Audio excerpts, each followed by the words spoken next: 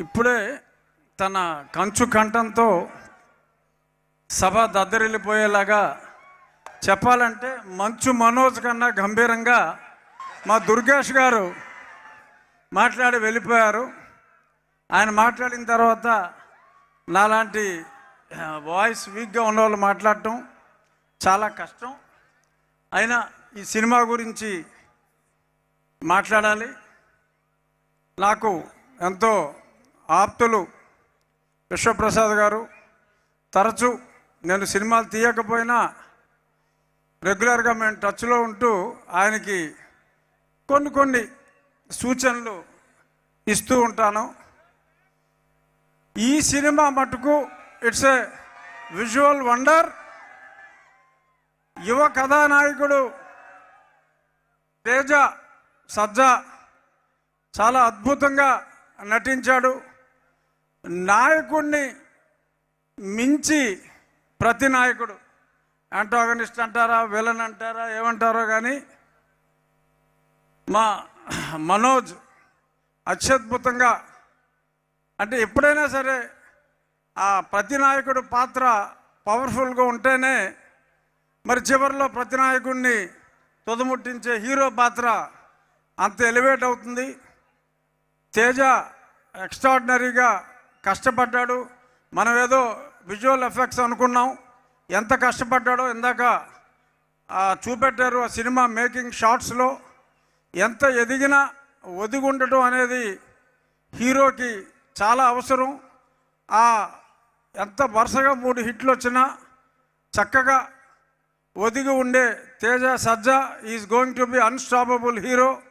రాబోయే రోజుల్లో అత్యున్నత స్థాయికి తేజ బాల నటుడిగా స్టార్ట్ అయ్యి మరి ఈరోజు ఎంతోమంది అభిమానుల హృదయాలు చూరగొన్నాడు. రాబోయే రోజుల్లో మరిన్ని బ్లాక్ బస్టర్స్ ఇచ్చి అందరు హీరోల్లాగా సంవత్సరానికి 1 సినిమా కాకుండా కనీసం 3 సినిమాలు చేయాలి. నువ్వు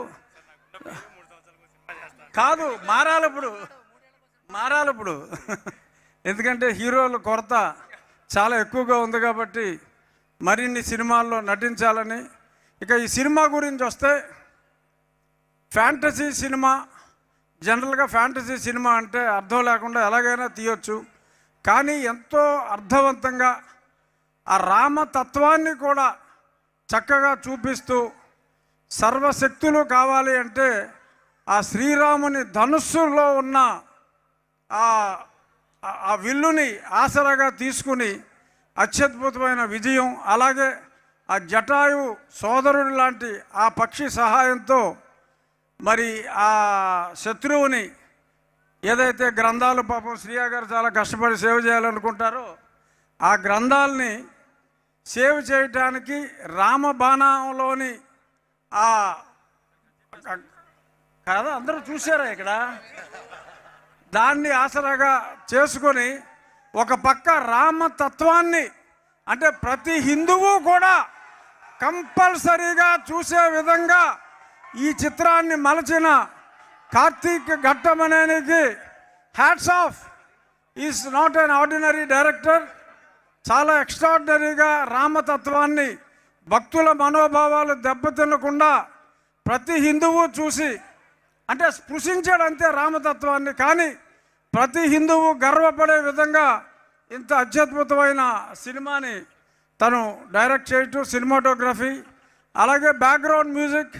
I'm proud to say Hari నా ఉండి నివాసి, అంటే ఒరిజినల్గా మా ఉండి వాసి అతను ఈరోజు ఆ బ్యాక్గ్రౌండ్ మ్యూజిక్ చూస్తే మరి భారతదేశంలో ఉన్న ఏ అగ్రగామి, ఇప్పుడు అందరూ మనం అనిరుద్ధ్, దేవి ప్రసాద్, అంతకు మించిన రేంజ్లో ఈ సినిమాకి బ్యాక్గ్రౌండ్ మ్యూజిక్ ఇచ్చిన హరికి నా హృదయపూర్వక అభినందనలు తెలియజేస్తూ, ఈ యూనిట్ విశ్వప్రసాద్ గారు డెఫినెట్గా రాబోయే రోజుల్లో రాజాసాబ్తో మరింత విజయాన్ని ఆయన తప్పకుండా చూస్తారు.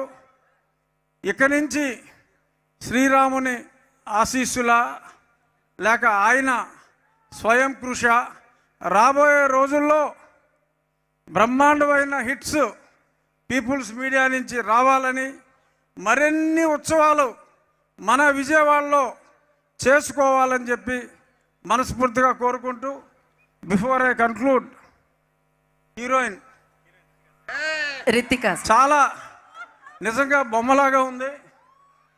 ఎందుకంటే ఆ సినిమా చూసినప్పుడు ఇంత మునుపు కొంచెం ఒక టాక్ వచ్చింది ఏంటంటే ఏఐలో హీరోయిన్ని తయారు చేసేశారు, నిజంగా ఆ సినిమాలో హీరోయిన్ లేదు అని చెప్పి.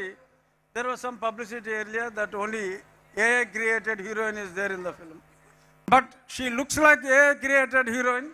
You look so pretty and I wish you would act in many more films in our People's Media banner.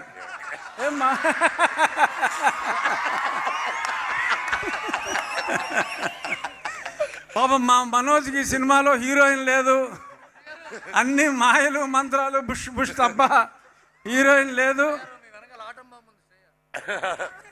అంటే ఆవిడ హీరోయిన్ కాదుగా ఈ సినిమాలో, తల్లి.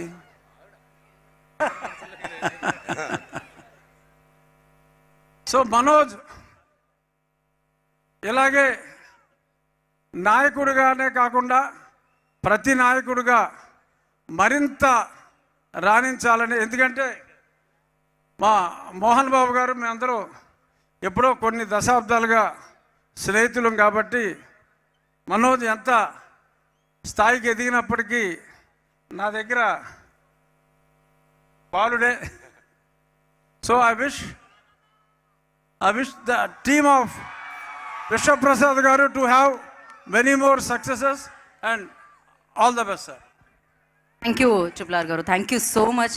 మరొకసారి రఘురామరాజు గారికి కృతజ్ఞతలు తెలియజేసుకున్నాం. ఇప్పుడు పట్టాభి గారిని మాట్లాడాల్సిందిగా కోరుకుంటున్నాం. పట్టాభి గారు.